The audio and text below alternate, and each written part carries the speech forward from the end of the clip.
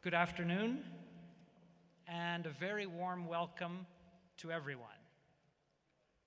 My name's John McNee, and I'm the Secretary General of the Global Center for Pluralism. Je suis très heureux de vous accueillir aujourd'hui. Nous sommes enchantés de votre présence en si grand nombre. Il y a parmi vous les fidèles qui sont déjà venus par le passé et ceux qui participent pour la première fois. Vous êtes tous les bienvenus. We're just delighted that you could join us for what promises to be an extremely interesting and timely discussion of Kenya, a country of great promise under its new constitution, but whose history has been scarred by violence caused by the manipulation of ethnicity. It's terrific to have such a large turnout this afternoon, and I see many loyal supporters of the Global Center, but also lots of new faces, and that's wonderful too.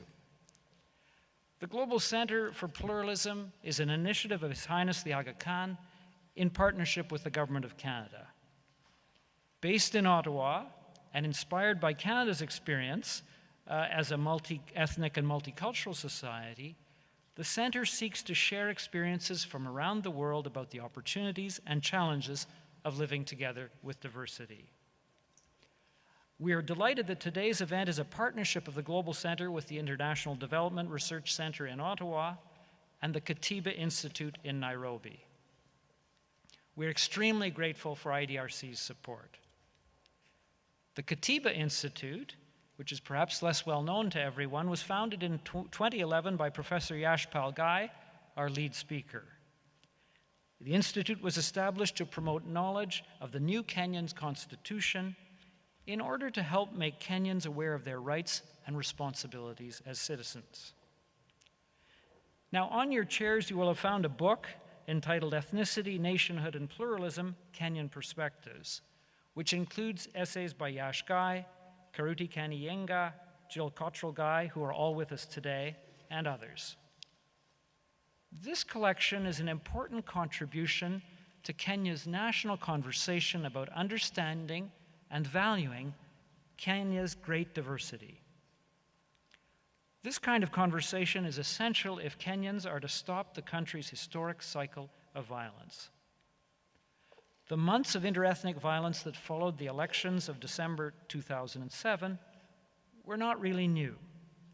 Violence of this kind has characterized almost every election since Kenya returned to multi-party politics in the early 1990s.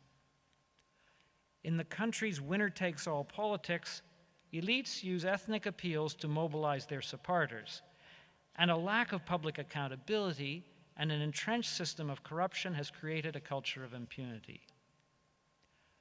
But there's cause for hope. Kenyans adopted a new constitution in 2010 in hopes of turning the page. Today's forum is an opportunity for us to reflect with three of Kenya's leading scholars on the Constitution's potential for promoting greater pluralism in Kenya and a better future. We are extremely fortunate to have an opportunity to hear from speakers who are great experts on these issues. Professor Yashpal Ghai, who was from 2002 to 2004 the chairman of the Constitution of Kenya Review Commission, as well as the National Constitutional Conference.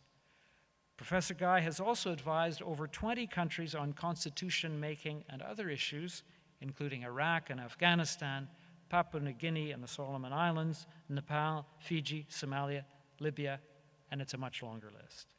He's also had an extremely distinguished academic career and was one of the inaugural members of the board of the Global Center for Pluralism. He's joined on stage by Dr. Karuti Kanienga and our moderator, Dr. Patricia Kamari Mbote.